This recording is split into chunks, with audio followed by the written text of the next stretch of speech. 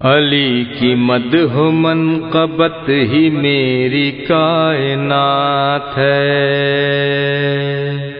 علی کی مدح و منقبت ہی میری کائنات ہے، علی میرا سکون دل، علی میری حیات ہے، علی کی مدح و منقبت ہی میری کائنات ہے، علی کی مدح و منقبت ہی میری بسم اللہ الرحمن الرحیم الحمدللہ رب العالمین والعاقبۃ للمتقین الصلاۃ والسلام والتحیۃ والاکرام علی سید الانبیاء والمرسلین اما بعد فقد قال امیر المؤمنین علیہ الصلاۃ والسلام وَأَلَّا تَبْغِيَ الدُّنْيَا وَإِنْ بَغَتْكُمَا۔ عزیزان محترم، جیسا کہ وصیت نامہ امیر المؤمنین علیہ الصلاۃ والسلام کے سلسلے میں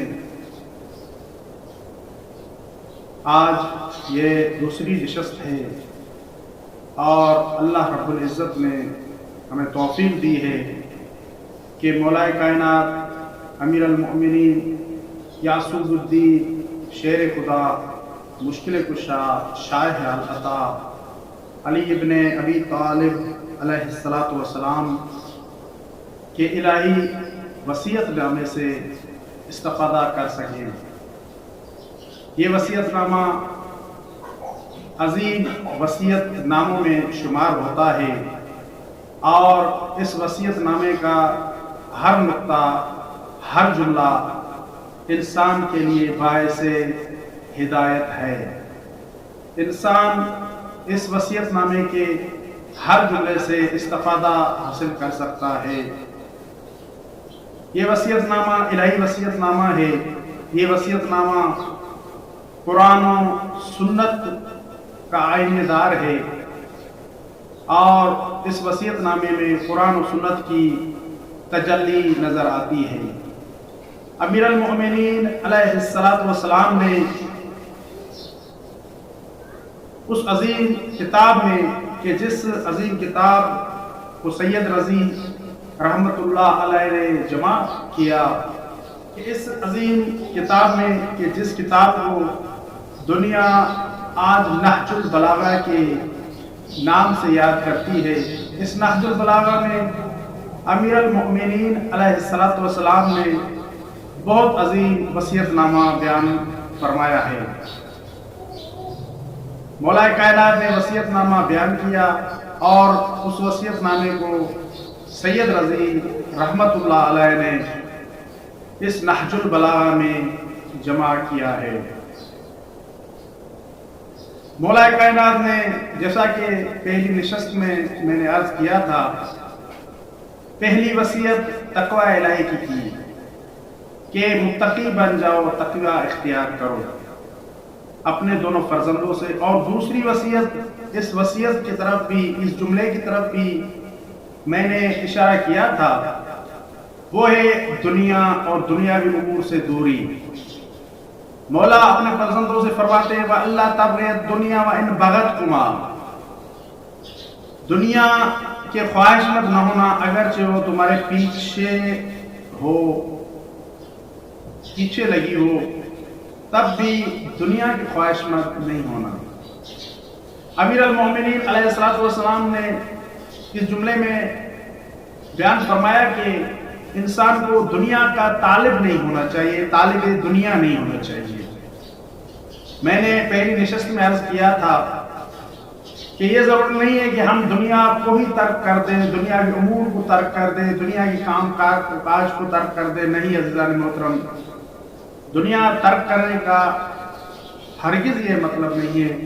دنیا ترک کرنے کا یہ مطلب ہے کہ دنیا کے نہ ہو جائے، ہمارا ہم و غم، ہمارا مقصد حیات دنیا نہ ہو جائے، دنیا کے امور نہ ہو جائے، بلکہ ہمارا مقصد اللہ رب العزت ہونا چاہیے اور دنیا میں رہتے ہوئے ہم وہ کام کریں کہ جو رضا الہی کا باعث ہو، کیونکہ اس دنیا میں رہ کر انسان دو طرح کے کام انجام دے سکتا ہے. ایک وہ کام کہ جن کاموں سے اللہ رب العزت کی رضائیت حاصل ہوتی ہے، رضا پروردگار کا حصول ہوتا ہے، اور دوسرے وہ کام کہ جو اللہ رب العزت کے پسندیدہ نہیں اور اللہ رب العزت ان کاموں کو پسند نہیں کرتا. یہ دونوں طرح کے کام ہم اس دنیا میں انجام دے سکتے ہیں. ہمیں چاہیے کہ ہم اس دنیا میں جب تک رہ رہے ہیں وہ کام کریں کہ جو کام رضا الہی کا باعث ہوں، کہ جن کاموں سے اللہ تبارک و تعالیٰ کی رضا حاصل ہو. ایسے کام نہ کریں کہ جن کاموں سے اللہ رب العزت ہم سے ناراض ہو جائیں، کیونکہ دنیا کے بارے میں رسول اللہ صلی اللہ علیہ وآلہ وسلم کا مشہور و معروف ارشاد گرامی ہے، الدنیا مزرعۃ الآخرہ، کہ دنیا آخرت کی کھیتی ہے. جس طرح عموماً ہم نے دیکھا ہے کہ جو کاشتکار لوگ ہوتے ہیں وہ کھیتی میں پہلے بیج بوتے ہیں، اور بیج بونے کے بعد کچھ عرصہ گزرنے کے بعد اس سے انہیں پھل حاصل ہوتا ہے. مثلا گندم، جو انسان کو تب حاصل ہوتی ہے کہ جب وہ انسان اس زمین میں اس گندم اور جو کو کاشت کرتا ہے، اور اس کے اس عرصے میں، اس مدت میں ایسا نہیں ہے کہ جس وقت چاہے بیج بوئے اور اسے فصل حاصل ہو جائے، ایسا نہیں ہے عزیزان محترم. ہر چیز کی ایک موسم ہوتی ہے. اسی طرح جب تک ہم اس دنیا میں رہ رہے ہیں ہمیں چاہیے کہ ہم اس دنیا میں جب تک بھی رہ رہے ہیں، جتنی بھی زندگی اللہ رب العزت نے ہمیں عطا کی ہے، اس عرصے سے استفادہ کریں، اس وقت سے استفادہ کریں جو وقت اللہ رب العزت نے ہمیں عطا کیا ہے. الدنیا مزرعۃ الآخرہ، دنیا آخرت کی کھیتی ہے. اگر ہم یہاں پہ نیکی بوئیں گے تو آخرت میں ہمیں نیکی ملے گی.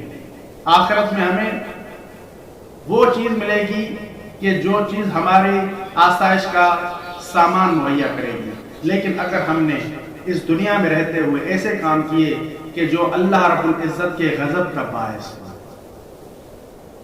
جھوٹ بولا، غیبت کی، بد کرداری، زنا، یہ دنیاوی امور، یہ دنیاوی باتیں جو بہت بری باتیں ہیں، یہ دنیا میں اگر ہم انجام دیتے رہے، برے کام انجام دیتے رہے، تو یقیناً ہمارے لیے ضلالت ہوگی اور وہاں پر ہمارے لیے عذاب عظیم ہوگا. تو اس لیے عزیزان محترم ہمیں دنیا میں رہتے ہوئے وہ کام کرنے چاہیے کہ جو آخرت میں ہمارے لیے فائدہ مند ہو. اور اس کا یہ مقصد نہیں ہے عزیزان محترم کہ ہم دنیاوی امور کو ہی چھوڑ دیں. ایک دوسرے سے ملنا، ایک دوسرے سے بات کرنا، آپس میں رشتہ داری، ایک دوسرے کی میتوں اور جنازوں میں جانا، شادی کے جانا، بیاہ پہ جانا، ان امور کو چھوڑنا نہیں ہے، بلکہ ان امور میں مثال کے طور پر اگر ہم شادی کرنا چاہتے ہیں، میں اپنے بیٹے کی شادی کرنا چاہتا ہوں، تو مجھے چاہیے کہ اس شادی میں ایسے کام نہ کروں اور ایسے کاموں کا باعث نہ بنوں کہ جن سے اللہ رب العزت ناراض ہوتا ہے. مثلا گانے عموماً ہمارے یہاں رائج ہے، شادی بیاہ میں گانے عموماً رائج ہو چکے ہیں، بے پردگی عام ہو چکی ہے. دنیا کوشش کر رہی ہے کہ مسلمانوں کو جو بے کلمہ گوئے ہیں بے پردگی کی طرف، بے حیائی کی طرف راغب کرے. اگر ہم یہ کام انجام دیں گے تو اللہ رب العزت ہم سے ناراض ہوگا. دنیا میں رہتے ہوئے اگر ہم شادی کر رہے ہیں تو اس شادی سے رضا الہی مطلوب ہونا چاہیے. مقصد ہمارا صرف اور صرف رضا الہی ہونا چاہیے، کیونکہ رسول اللہ صلی اللہ علیہ وسلم کا ایک اور ارشاد گرامی ہے جو الفردوس کی جلد نمبر 5 میں موجود ہے، لا یسیر من الدنیا ما کان للآخرہ وانما یسیر من الدنیا ما کان للدنیا. آپ کریم صلی اللہ علیہ وآلہ وسلم نے اپنے مشہور معروف صحابی حضرت ابو ذر غفاری سے فرمایا، اے ابو ذر غفاری یاد رکھنا، دنیا کی جو چیز دنیا کے لیے ہو، جو چیز دنیا کے لیے ہو، دنیا کی چیز دنیا کے لیے ہو، وہ چیز دنیا ہے، اور جو چیز آخرت کے لیے ہو وہ دنیا نہیں ہے. یا ابا ذر لا یسیر من الدنیا ما کان للآخرہ، ہم دنیا میں رہ رہے ہیں، دنیا میں رہتے ہوئے ہم ایسے کام کریں کہ جو آخرت کے لیے ہیں، تو یہ دنیا نہیں ہے۔ اگر ہم اس دنیا میں رہتے ہوئے ایسے کام انجام دیں، ایسے امور انجام دیں، ایسے فعل انجام دیں کہ جن سے دنیا ہی مطلوب ہو، وَإِنَّمَا يَسِيرُ مِنَ الدُّنْيَا مَا كَانَ لِلدُّنْيَا، جو دنیا کے لیے ہوں وہ دنیا شمار ہوتے ہیں، اور اس دنیا سے امیر المومنین علیہ السلام نے اپنے فرزندوں کو روکا۔ وَأَلَّا تَبْغِيَ الدُّنْيَا وَإِنْ بَغَتْكُمَا، اس طرح کے جملے مولا نے جو فرمائے کہ ہم دنیا میں رہتے ہوئے دنیا کے لیے کام کریں، دنیا میں رہتے ہوئے اگر ہم آخرت کے لیے کام کر رہے ہیں تو یہ دنیاوی امور یا دنیاوی کام شمار نہیں ہوں گے۔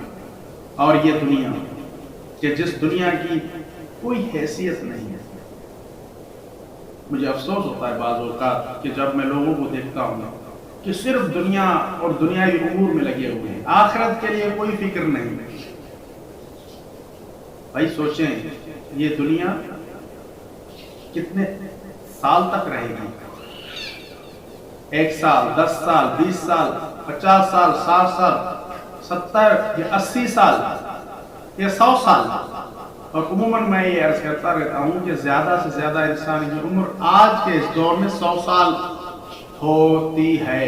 100 سال سے زیادہ بہت کم خوش نصیب ہوتے ہیں کہ جن کی دنیا میں 100 سال سے زیادہ عمر ہوتی ہے۔ ان 100 سال کے لیے ہم آخرت کی ابدی زندگی کو چھوڑ دیں کہ جس زندگی میں انسان کی پتہ نہیں کتنی صدیاں گزریں گی، کتنی صدیاں انسان اس قبر میں رہے گا، اس قبر کے لیے انسان کچھ بھی نہیں کر رہا۔ انسان کو چاہیے کہ اس قبر کے لیے کچھ کرے۔ اور یاد رکھیں کہ رسول اللہ صلی اللہ علیہ وآلہ وسلم کا یہ ارشاد گرامی ہے، ان الدنیا لو عدلت عند اللہ تبارک و تعالی بعوض جناح بعوضۃ لما سقى الکافر منها شربۃ من ماء، یہ ہمارے رسول کا فرمان ہے۔ اگر اللہ تعالیٰ کی نگاہ میں دنیا کی قدر و قیمت، قدر و منزلت مچھر کے پر کے برابر بھی ہوتی، اللہ تعالیٰ کافر کو اس دنیا میں سے ایک گھونٹ تک پانی نہ پلاتا ہے۔ یعنی اللہ تعالیٰ کی نگاہ میں دنیا کی قدر و قیمت، قدر و منزلت بہت کم ہے، مچھر کے پر سے بھی کم ہے۔ ایسی دنیا کے لیے انسان کام کرتا ہے، ایسی دنیا کے لیے انسان آخرت کو چھوڑ کر اس دنیا کے پیچھے جاتا ہے۔ تو انسان کو چاہیے کہ اس دنیا میں رہے، دنیا میں رہتے ہوئے آخرت کے لیے کام انجام دے۔ جو انسان اس دنیا میں رہتے ہوئے آخرت کوئی کام انجام دیتا ہے، آخرت کے امور انجام دیتا ہے، وہ امور انجام دیتا ہے، وہ کام انجام دیتا ہے، وہ اعمال انجام دیتا ہے کہ جن اعمال سے، جن کاموں سے، جن امور سے اللہ، رسول اور اہل بیت علیہم السلام راضی ہوتے ہیں، تو وہی انسان دنیا میں کامیاب ہے۔ آخرت میں کامیابی بھی اسی انسان کے لیے ہے۔ عموماً پوچھا جاتا ہے کہ کامیابی کس کے لیے؟ کامیابی اس کے لیے ہے کہ جس کے بارے میں اللہ تبارک و تعالیٰ نے ارشاد فرمایا قد افلح المؤمنون فلا یحتا، وہ مومن ہیں کہ جن سے اللہ راضی ہے۔ کامیاب وہ مومن ہیں کہ جن سے رسول اللہ راضی ہے۔ فلا یحتا، وہ مومن ہیں کہ جن سے اہل بیت علیہ السلام راضی ہے۔ یہ دنیا تو چلی جائے گی عزیزوں، جگہ جی لگانے کی دنیا نہیں ہے۔ یہ دنیا چلی جائے گی، جی لگانے کی جگہ نہیں ہے۔ یہ عبرت کی جگہ ہے، تماشا نہیں ہے۔ یہاں سے عبرت حاصل کرو، در سے عبرت حاصل کرو اس دنیا میں رہتے ہوئے۔ ان کاموں سے دور رہو، امیر المومنین بھی یہی فرمانا چاہتے ہیں، ان کاموں سے دور رہو کہ جو دنیا کے لیے ہو۔ یہ دنیا گزر جائے گا، اس دنیا میں انسان مہمان ہے، کچھ عرصہ رہے گا، کچھ عرصے کے بعد انسان چلا جائے گا۔ اور رسول اللہ نے ارشاد فرمایا، ارشاد القلوب میں یہ روایت موجود ہے عزیزو، ان الناس فی الدنیا ضیف، انسان دنیا میں ضیف ہے، مہمان ہے۔ وما فی ایدیہم عاریۃ، جو کچھ ان کے پاس بطور امانت ہے، بطور عاریہ ہے۔ اور پھر فرمایا وَإِنَّ الضَّيْفَ رَاحِلٌ وَإِنَّ الْعَارِيَةَ مَرْدُودَةٌ، کہ ضیف جو مہمان ہوتا ہے اس کے لیے چلا جانا ہے. جو مہمان ہوتا ہے وہ ہمیشہ کے لیے ٹکنے کے لیے نہیں آتا. کسی کے گھر میں بھی جو مہمان جاتا ہے وہ ہمیشہ کے لیے نہیں آتا. وہ کچھ گھڑیوں کے لیے، کچھ گھنٹوں کے لیے، کچھ دنوں کے لیے وہاں آتا ہے اور پھر اسے چلا جانا ہوتا ہے. رسول اللہ نے بھی بیان فرمایا کہ اے انسان تو یاد رکھ، تو اس دنیا میں آیا ہے، اس دنیا میں تو ہمیشہ نہیں رہے گا، بلکہ تو اس دنیا میں مہمان ہے. یہ جو چیزیں تو استعمال کر رہا ہے، یہ جو اشیاء تو استعمال کر رہا ہے، یہ جو برتن تو استعمال کر رہا ہے، یہ جو کھانے کی چیزیں جو تم استعمال کر رہا ہے، یہ تمام چیزیں تمہیں اللہ رب العزت نے بطور عاریہ عطا کی ہیں، بطور عاریہ ہیں، بطور امانت ہے. کچھ وقت تمہارے پاس رہیں گی اور پھر واپس لوٹائی جائے گی، واپس دی جائیں گی. ہمیشہ یہ چیزیں آپ کے ساتھ نہیں رہنے والی.